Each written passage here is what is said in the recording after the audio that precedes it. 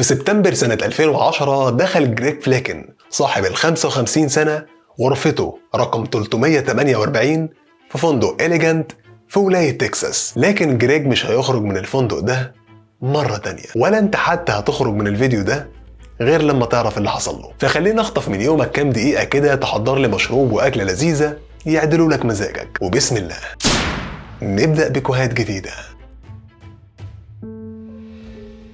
شريكي العزيز، ازيك؟ بتبدأ الحكاية يا عزيزي ببطل قضيتنا النهاردة وصاحب ال 55 سنة جريج فليكن، واللي كان عايش بسلام مع زوجته سوزي في ولاية لويزيانا. جريج كان راجل أعمال ناجح جدا وكان شغال في صناعة النفط، وتعود جريج انه يسافر بلاد كتيرة بحكم شغله. وغير شغله كمان جريج كان بيحب السفر جدا مع زوجته سوزي، وكذلك كان بيحب صيد الأسماك جدا. وفي يوم 15 سبتمبر سنة 2010 جريج بعد يوم طويل يرجع لغرفته رقم 348 في فندق إليجانت في ولاية تكساس. يوم روتيني عادي جدا زي أي يوم.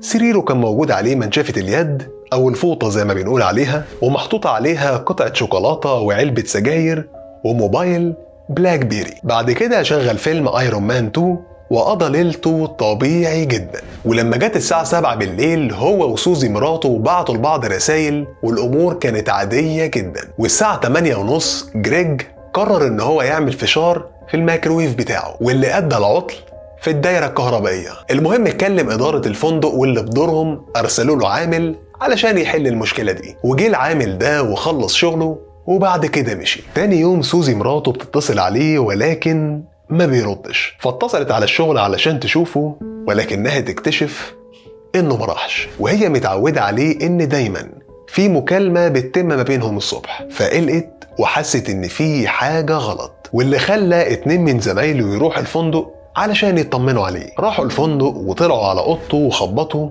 ولكن غريبة ما بيردش. فنزلوا لمدير الفندق وبلغوه، واللي بدوره طلع معاهم وفتح الأوضة بمفتاح الماستر علشان يتفاجئوا بالمنظر اللي ما كانوش متخيلين إنهم يشوفوه.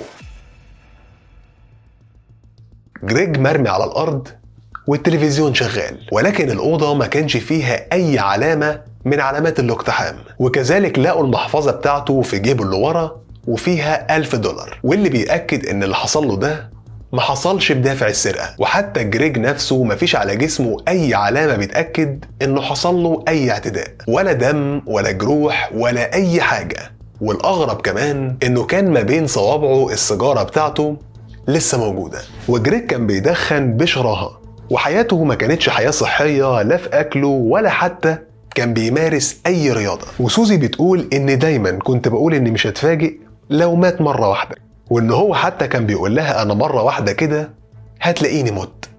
وقد كان. طبعا بدون تردد بلغوا الشرطة، واللي جم استغربوا برضو من المنظر اللي كان عليه، وحتى شكوا إن ممكن يكون وفاته وفاة طبيعية تماما. فقرروا إن هم يرسلوا الجسد بتاعه للطب الشرعي علشان يتأكدوا من سبب الوفاة. لكن الفحص كشف عن حاجة ما كانتش متوقعة تماما. الفحص وضح إن في بعض الكسور في ضلوعه، وكذلك في تمزق في الكبد والمعدة وكيس الصفن. وبالمناسبة أنا هتحرج أشرح إيه هو كيس الصفن ده، فدي صورته. يا دي النيلة، ده الصورة أنيل.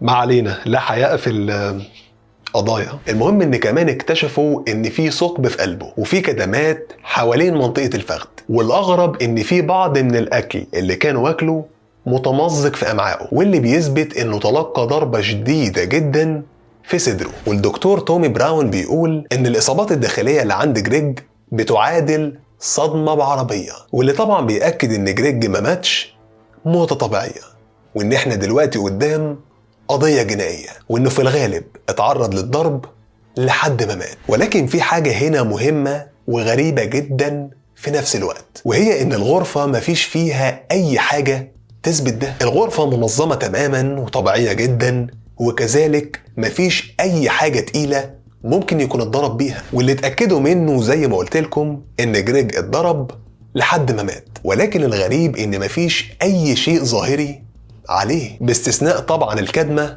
اللي عند منطقة الفخذ، واللي بيأكد إن جريج عانى من إصابات داخلية فقط ضرت أعضائه الداخلية. وطبعا الكلام ده نتيجة تصادم أو سحق. ولكن يا ترى تصادم إيه وسحق من مين وإزاي؟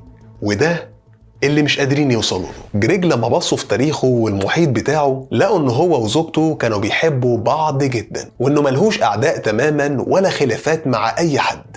زي ما بنقول كده راجل في حاله وقاصر خيره شره، واللي خلى الشرطة تصرف نظر شوية عن حياته الخارجية ويبدأوا يركزوا شوية مع الناس اللي في الفندق ويفترضوا شوية نظريات. أول نظرية إن جريج اتعرض للضرب خارج غرفته ورجع غرفته وتوفى فيها، ولكنها ما كانتش مقنعة شوية بسبب إن الصدمات اللي اتعرض ليها كانت المفروض تعرض جسمه لنزيف داخلي في ظرف 30 ثانية بس. يعني مش هيقدر بأي حال من الأحوال إن هو يروح غرفته وهو حي وبالإصابات دي، فمعنى كده إن هو اتضرب جوه غرفته. وطبعا زي ما قلت لكم إن مفيش أي آثار في الغرفة بتأكد ده. النظرية التانية إنهم شكوا في العامل اللي بعتته إدارة الفندق علشان يصلح الكهرباء، والراجل ده كان عليه شك بسبب إن هو كان مذنب في أكتر من قضية اعتداء سيكو، واللي خلاهم يشكوا فيه بسبب الأضرار اللي كانت موجودة في كيس الصفن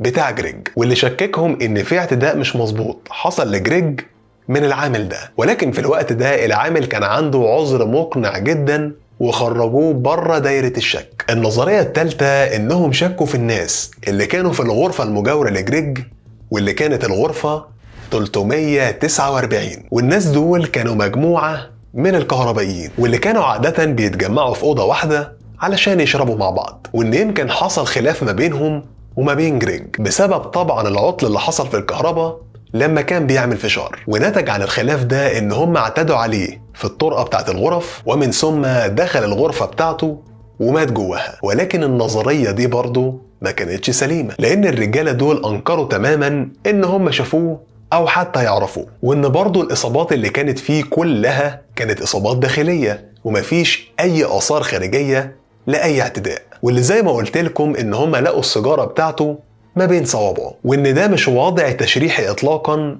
لحد تم الاعتداء عليه. القضية بقت قضية باردة كذا شهر بسبب عدم وجود أي أدلة، والمحققين احتاروا جدا، يمكن زي ما انتوا كمان محتارين. وأهل جريج عرضوا مكافأة $50,000 للي يقدر يفيدهم بأي حاجة، لحد ما سوزي زوجة جريج استعانت بمحقق خاص يحقق في القضية، والمحقق ده كان اسمه كين برينان. وكين كان سمعته طيبة جدا، وكان معروف عنه انه ما بيعطيش اي امال كدابة لأي عائلة تستعين بيه. فأول حاجة عملها هي انه استجوب سوزي استجواب مكثف جدا علشان يتأكد هل هي اللي ورا الحوار ده ولا لا، واتأكد له 100% ان سوزي ملهاش علاقة بكل اللي حصل لجريج. فكين اجتمع بالمحقق اللي ماسك القضية من الأول وهو المحقق أبل، وطلب منه يطلع له كل صور تشريح الجسد وكذلك صور لمكان الواقعة. وعلى طول لاحظ حاجة مهمة محدش خد باله منها تماما، فسأل سوزي جريج كان أيمن ولا أيسر؟ فقالت له أيمن. فاكتشف إن الشرطة لما لقت الجسد بتاع جريج في الغرفة كانت السيجارة اللي في إيده اليسار، وفسر بده إن ممكن يكون جريج نقل السيجارة من إيده اليمين لليسار علشان مثلا يفتح الباب، وبكده يرجع الشك مرة تانية في الكهربائيين اللي في الغرفة اللي جنبه، وإن ممكن يكونوا خبطوا عليه أول ما الكهرباء فصلت علشان يتخانقوا معاه. واللي خلاه يشك فيهم تحديدا إن التمزق اللي كان موجود في كيس الصفن ممكن يكون جه عن طريق ركلة أو شلوت زي ما بنقول عندنا بالمصري من حذاء بأصابع فولاذية، واللي طبعا بيلبسها الكهربائيين. ولكن للأسف برضه كانت نظرية باطلة بسبب عدم توافر الأدلة اللي ممكن تدينهم. ولكن برينان اكتشف حاجة تانية كانت خارج التوقعات تماما، وهي ان في راجل في الفندق قال انه سمع صوت انفجار بندقية بالليل. فبرينان على طول اتوجه لغرفة جريج علشان يفحصها كويس، واكتشف فيها ان في ثقب في الحيطة بالفعل. فعلى طول توجه للغرفة المجاورة وهي غرفة الكهربائيين، وهنا اكتشف ان بالفعل في آثار ثقب موجودة في الجدار. ولكن هنا كانت المفاجأة، ان الثقب اللي عندهم في الأوضة كان مقفول بمعجون الأسنان. برينان اتوجه للطب الشرعي وعرض عليهم اللي اكتشفوا، واللي بدورهم طبعا ما اقتنعوش بالنظرية دي تماما، لأن مفيش على جسم جريج ما يثبت ان في اي رصاصة اخترقته، بمعنى اصح ان مفيش اي اثار لجروح او حتى دم. فقرروا ان هم يفحصوا جسمه من تاني مع بعض، وفرضوا نظرية ان ممكن تكون الرصاصة اخترقت الجدار ومن ثم دخلت في جريج من خلال كيس الصفن، واللي يمكن بيفسر الصدمة اللي تعرضت لها اعضائه وخلتها تتمزق بالشكل ده، واللي كان ظاهر وكأنها ضرب مبرح اتعرض له جريج، وان حتى الثقب اللي كان موجود في قلبه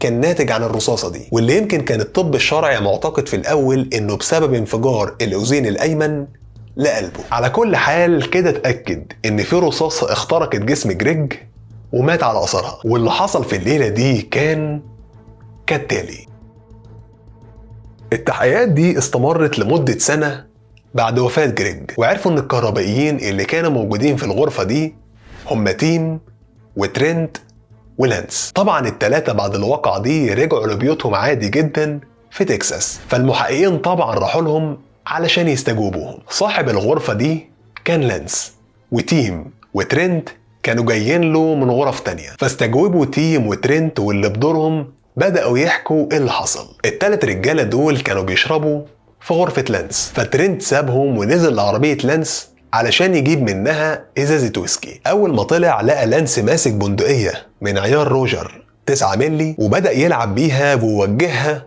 في وش ترينت وبعدين في وش تيم، واللي اتفاجئ بالرصاصة خرجت منها ودخلت في الجدار. لانس على طول خد البندقية ونزلها للعربية بتاعته وجاب معجون الأسنان وسد الثقب اللي في الحيطة، وتيم وترينت سابوا الأوضة لانس خالص ونزلوا على البار بتاع الفندق. تاني يوم تيم شاف جريج منزلينه على نقالة، واللي فهم ساعتها ان الرصاصة اللي خرجت من لانس موتته بالغلط، وقال للمحققين احنا بصراحة ما تأكدناش اذا كان في حد في الغرفة المجاورة اصلا ولا لا. اما بالنسبة للانس مولر فبعد اعتراف صحابه استدعته الشرطة وعرفوه ان صحابه قالوا كل اللي حصل، وان اصح حاجة ان هو يعترف باللي حصل لعل وعسى تقلل عقوبته. وبالفعل يوم 29 اكتوبر سنة 2012 اتحكم عليه بالقتل غير العمد وهيقضي في السجن 10 سنين.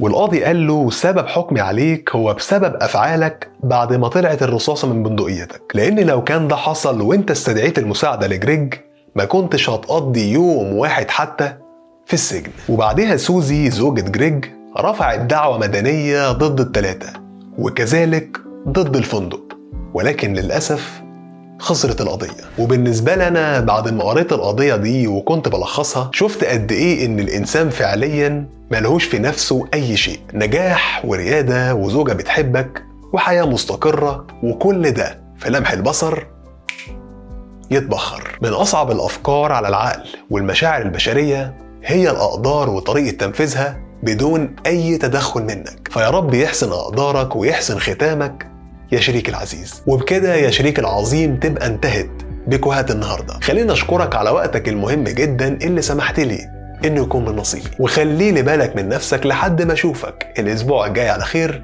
في متعة جديدة. سلام.